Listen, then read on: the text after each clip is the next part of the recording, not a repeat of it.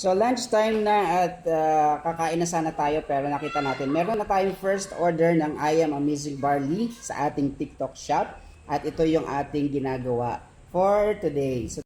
So ito yung ating label na ginagawa para sa ating first order. Ayan, this is 6 boxes of I Am Amazing Barley that is bound to Parañaque City.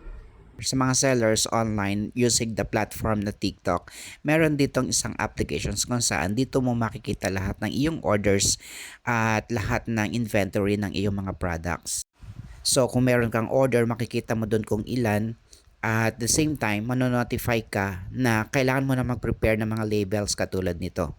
At madali lang guys. Pindot-pindot ka lang at makikita mo na lahat ng iyong kakailanganin. And then nasa settings mo naman kung ano ang agreement ninyo ng courier, kung sila ba ang magpipick up or ikaw ang magda-drop off sa kanilang office. Pero in my case, dahil wala naman ako sa bahay for the whole day, I'd rather choose to drop off the product to their office.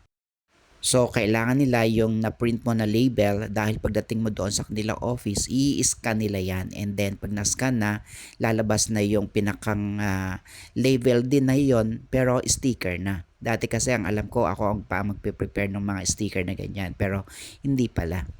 Sa payment naman guys, pwede ka mag-set up ng COD or online or e-wallets. Pa-heart naman dyan.